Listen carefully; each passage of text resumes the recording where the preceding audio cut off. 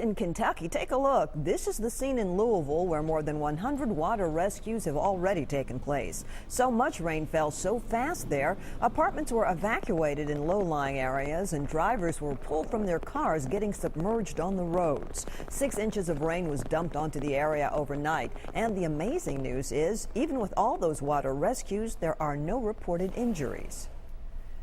Out on the west coast, it's mudslides causing problems. This seaside bluff collapsed onto a house in Seattle, taking out a deck and trees. 3 other homes nearby were evacuated. Now the story of a man who may be inexperienced at sailing, but he sure is a master at survival.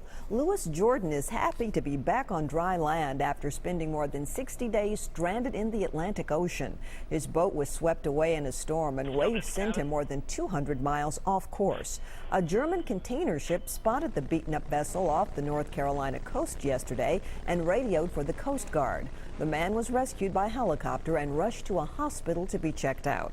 He told doctors he survived the more than 2-month ordeal alone on the ocean by catching fish and drinking rainwater. This morning, he's reunited with his family, who never gave up hope that he would be found alive.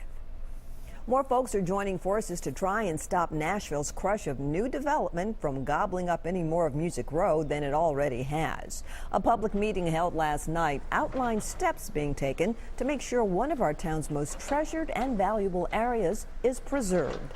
Just a few months ago, RCA Studio A was nearly demolished. And just last week, 4 historic homes tied to music making were torn down to make room for an apartment building. Now the Music Industry Coalition is working with the National Trust for Historic Preservation to make sure the same doesn't happen to other parts of historic Music Row. Priority here is to protect what's got substance and what's got authenticity, because going down the road in 50 years, that's going to be what defines Music Row: substance and authenticity.